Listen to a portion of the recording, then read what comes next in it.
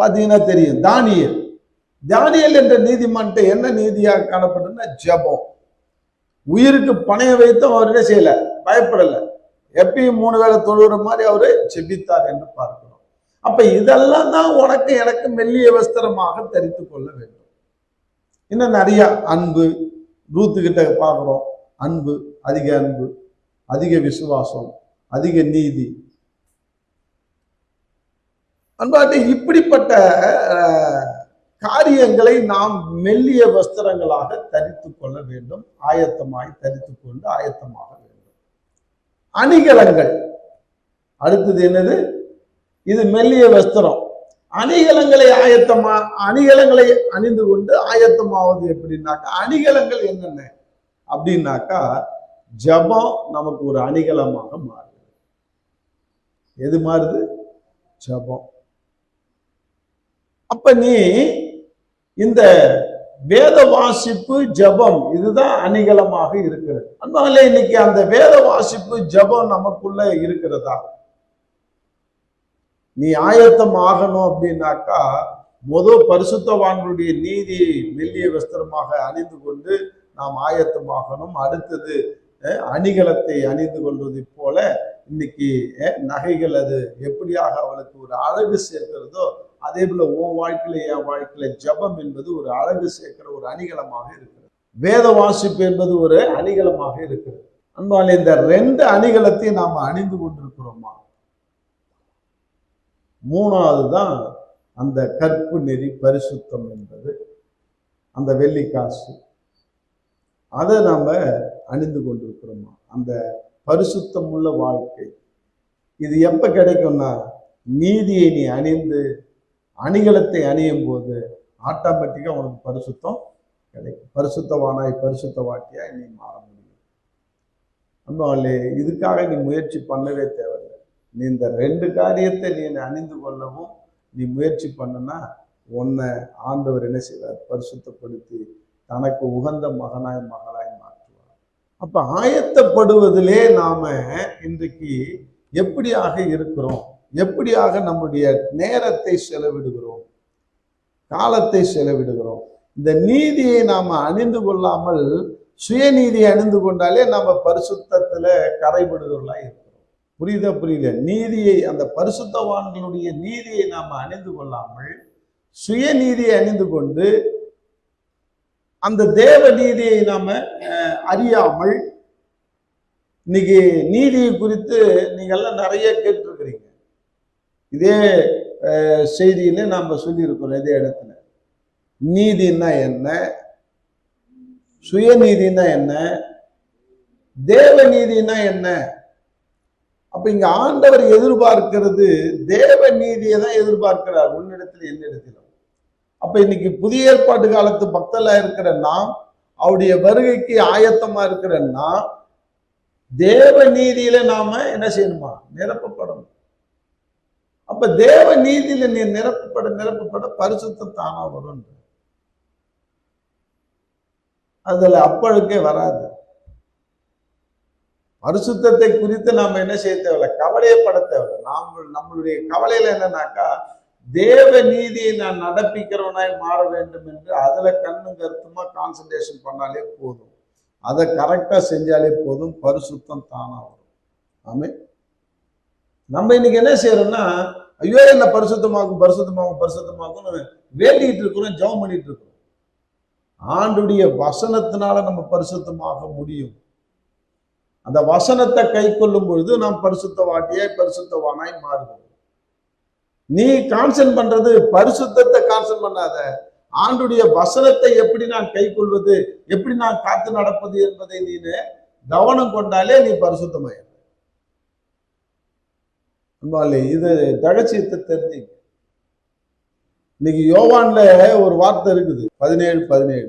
உம்முடைய சத்தியத்தினாலே அவர்களை பரிசுத்தமாக்கும், உம்முடைய வசனமே சத்தியம். அழகா சொல்றாரு. எதனால பரிசுத்தமாக முடியும்?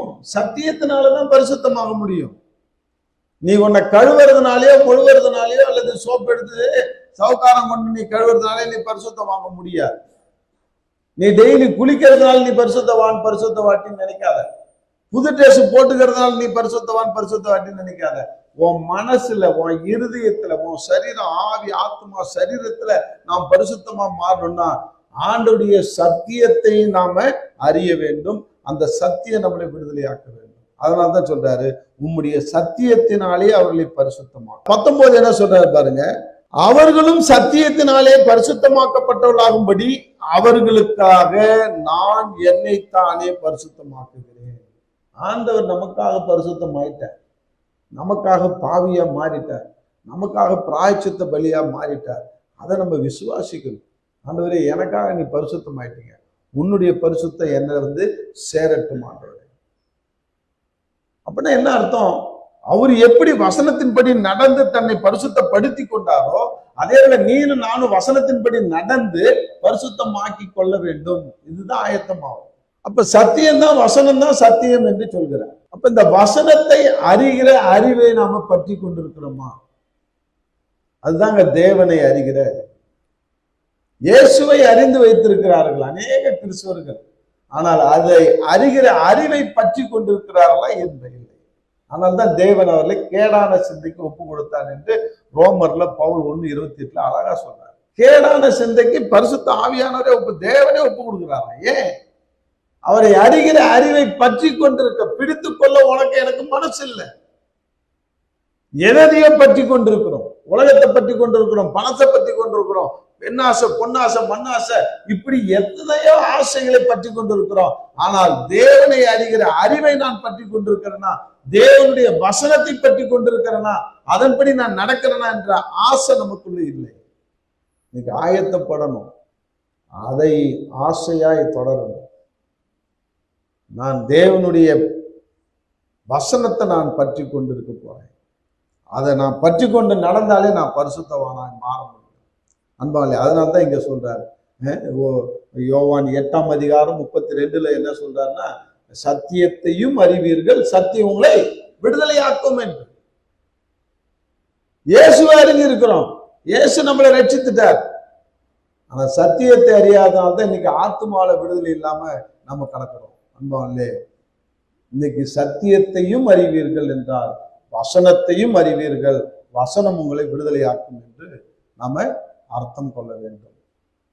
அப்ப வசனம் என்றால் என்ன? இதுதான் வசனம். ஆயத்தமாகுன்றதுல எவ்வளவு அர்த்தங்கள் இருக்குது, அதுதான் வசனம். வசனத்திலே வசனத்தை காண்கிறாய்.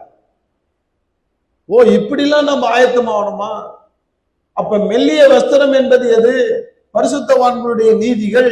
அந்த நீதியை நான் அணிந்து கொள்ள அதை நான் பின்பற்ற நான் பரிசுத்தவாட்டியா மாறுகிறேன். அணிகலமாகிய ஜபத்திலும் வேத வாசியிலும் நான் தரித்திருக்க நான் பரிசுத்தவாட்டியா மாறுகிறேன்.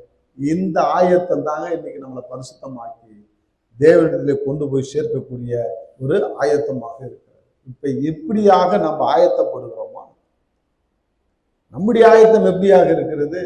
சர்ச்சுக்கு வந்துட்டாக்கா ஆயத்தம் ஆகிறோம்னு நினைப்பா, முக்காடு போட்டுட்டு சோத்திரம் சொல்லிட்டாக்கா ஆயத்தம் ஆகிறோம்னு நினைப்பா, இல்ல அந்நிய பாஷை பேசுறேன்னு சொல்லி ஏதாவது புரியாத பாஷையை நீ பேசிட்டா நான் ஆயத்தமாயிட்டேன்னு அறப்பா?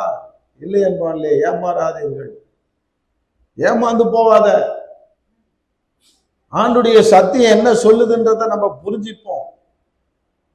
இன்னைக்கு ஆயத்தமாவத குறித்து இன்னைக்கு ஆணித்தரமா நமக்கு சொல்லித்தராரு. இன்னைக்கு அதான் சொல்லுவேன், இப்ப 2000 வருஷமா இந்த வேத புஸ்தகத்தை தான் நம்ம போதிக்கிறோம். ஏன்? இதை தவிர வேற எந்த புஸ்தகத்தையா போதிச்சிருக்கிறோமா? சபைகளிலே சபை மக்கள் 2000 வருஷமா எந்த போதனை தான் கேட்கிறாங்க? இந்த வேதத்திலிருந்து தான் போதனை கேட்கிறாங்க. என்ன வளர்ச்சி! இவ்வளவு வார்த்தைகளை கேட்டு நம்ம என்ன வளர்ந்தோம் ஆவில? எப்படி ஆயத்தமாகறோம்?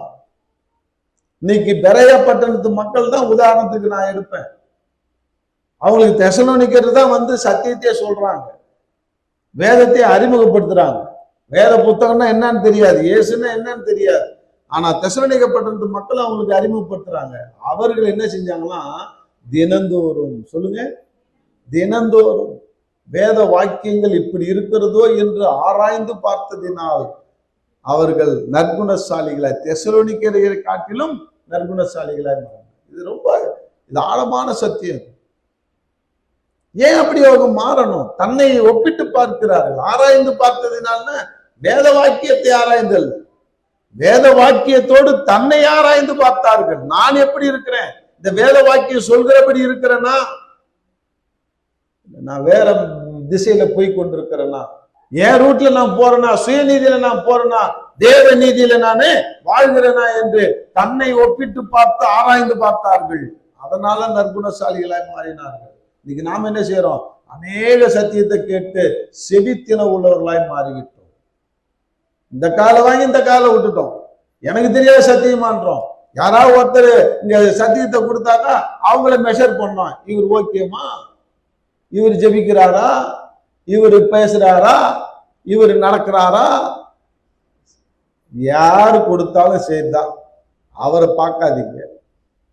என்ன சக்தி எனக்கு இன்னைக்கு கொடுக்கப்படுகிறது என்பதை மட்டும் கவனியுங்கள். நானும் நீனும் உருப்படலாம். ஆளை கவனிச்சோம்னா நம்ம அம்பேலா தான் கொடுக்கறது. யாரா கூட இருக்கட்டும், உதவித்த கழுதையா இருக்கட்டும், குதிரையா இருக்கட்டும், அது நாயா இருக்கட்டும், பன்னியா இருக்கட்டும்,